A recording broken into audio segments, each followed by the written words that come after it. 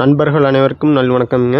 நீங்கள் இந்த பதிவில் பார்க்கறது ஒரு 10 மாதங்களே ஆன பெருங்கூட்டு காராம்பசு கிடாரி கன்றுங்க. இந்த காராம்பசு கிடாரி கன்றை பார்த்தீங்கனாலே ஒருத்தர்னாலுமே இது வந்து கெஸ் பண்ண முடியாதுங்க, இதனுடைய வயசு 10 மாதங்கள் தானே. ஏன்னா அந்தளவுக்கு நல்ல பெருங்கூட்டு வர்க்கம்ங்க, நல்ல எலும்பூக்கமான கிடாரி கன்று. இதுக்கு வந்து பார்த்திங்கன்னா வெள்ளை புலியோ அல்லது வெள்ளை மறையோ அல்லது வெள்ளை முடியோ ஒரு எல்லளவும் கிடையாது. நல்லா சுத்தமாக தெளிவாக இருக்கக்கூடிய காராம்பசு கிடாரி கன்றுங்க.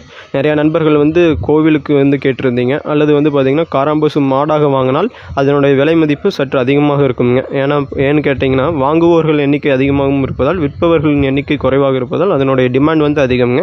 ஸோ இந்த மாதிரி நல்ல கிடாரி கன்றாக நீங்கள் வாங்கி வளர்த்துனீங்கன்னா உங்களோட பயன் வந்து ரொம்ப ஈஸியாக இருக்குங்க.